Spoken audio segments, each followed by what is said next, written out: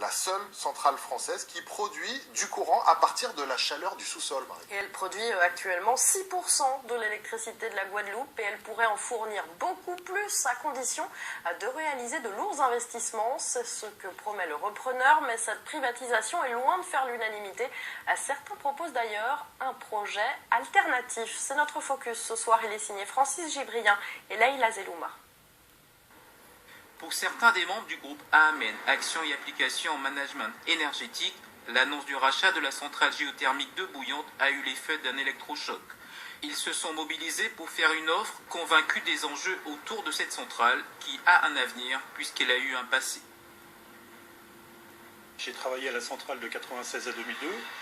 On a sorti des disponibilités supérieures à 95%.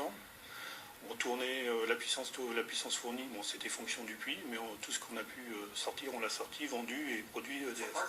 Fort de ces bons arguments et animés par leur envie d'inverser la tendance, ils se rendent au ministère des Outre-mer pour officialiser leur offre de reprise.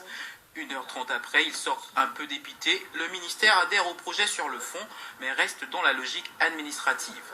En somme, c'est aux élus, voire aux Guadeloupéens, de créer les conditions de tout réengagement public, une rencontre fructueuse. Ils ont appris à nous connaître, ils ont appris à voir comment nous avions travaillé ces dernières années et ils nous ont donné les éléments nous permettant de faire avancer les choses dans la direction qui pourrait être intéressante pour tous les Guadeloupéens à terme.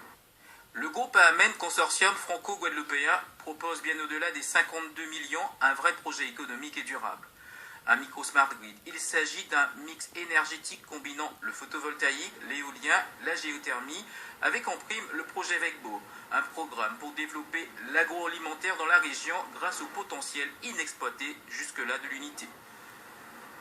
Le deal avec Ormat est bien avancé, ça a été clairement dit, et aujourd'hui, à moins que vraiment les politiques guadeloupéens se bougent, sinon Ormat passera sans problème.